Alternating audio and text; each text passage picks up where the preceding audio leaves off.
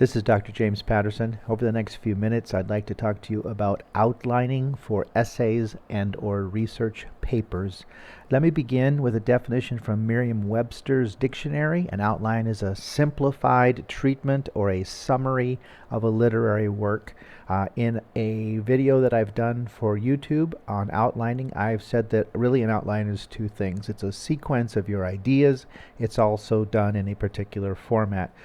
I'd like to start today by talking about the outline format. An outline should provide a clear understanding of your main ideas and the development of a piece of writing.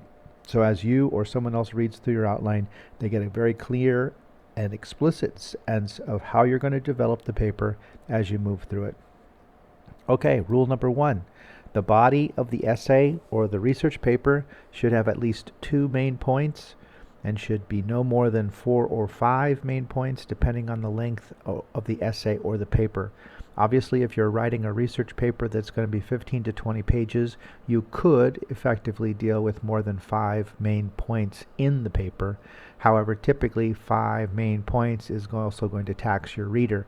So take time to develop your points rather than throw in an extra couple of points. Rule number one, the body of your essay or paper should have at least 2 main points, no more than 4 or 5. Rule number 2 is that those main points need to be organized in a logical sequence appropriate to the assignment that you're writing.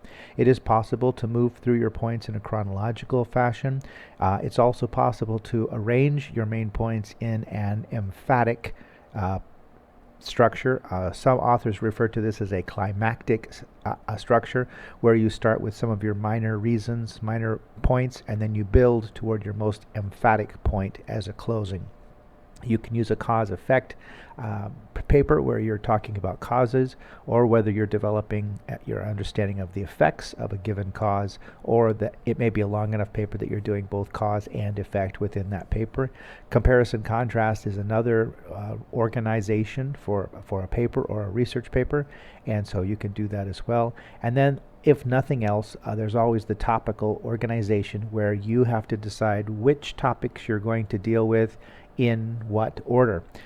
Okay, rule number 3. We use a standard system of numbering and letter to identify main and subordinate levels. Typically, you've learned in your English classes in the past that our first level of outlining is identified with Roman numerals.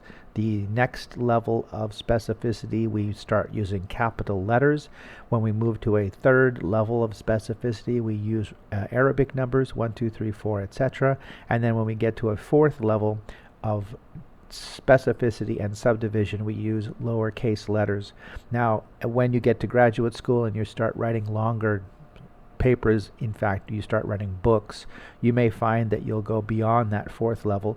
But for typically your college and university years, 4 levels of division should be sufficient for you. So it's Roman numerals, capital letters, Arabic numbers, and then lowercase letters.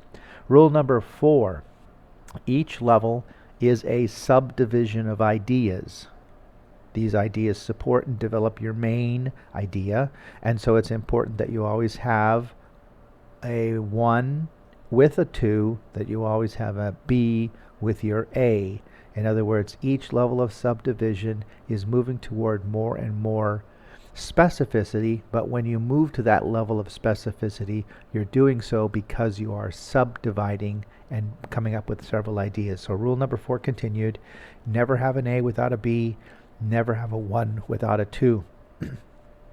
Outlining basics, rule number 5. This is a little tricky for some students. Each line should include only one idea. Now, in the example that I have here on the screen, the thesis is euthanasia should be legal in all 50 states of the U.S. And the first main point is to explain to my reader that there are different types of euthanasia. Now, that is its own idea. There are different types of euthanasia. It's a simple sentence. It makes sense. It makes clear. But it also lets the reader know that I'm going to develop those different types in the coming paragraphs. And then so I have an element of A, passive euthanasia occurs, and then I talk about B, active euthanasia occurs. Depending on the research you're looking at, some authors will talk about 5 different types of euthanasia. But the main point is that there are different types, and that in and of itself is only one idea. In other words, when you're building your outline, you want to avoid and be cautious of when the word and, A-N-D, or but, B-U-T, when those words show up in your sentences, you're typically combining ideas within a single line. You want to separate them out. Now, that's basic outlining, and it will help you generate a formal outline for a typical essay or classroom assignment. However, as you get into the upper grades at the university, or if you move into graduate school, you would like to move on to more advanced outlining. So I've got 2 more rules for you. Rule number 6, the comprehensive academic outline is expressed in complete sentences. You do not want to build a comprehensive or advanced outlining where you're still using words or phrases.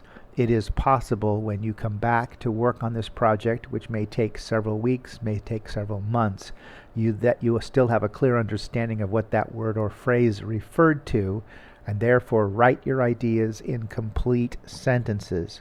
An idea, to be a complete idea, must be expressed as a complete thought, and that means a complete and correct sentence. Rule number 7. As you're working on those big papers in your university and graduate school years, remember that a comprehensive outline can go ahead and include the identification of your research and source materials. In other words, when you're talking about active euthanasia, you can go ahead and cite that this information came from an author by the name of Gaskill. And you've got the information, and it's in your outline, so you know where the information came from. Now, because your outline now contains supporting materials from research, a Works Cited page or a references page, a bibliography, is going to be required for the document.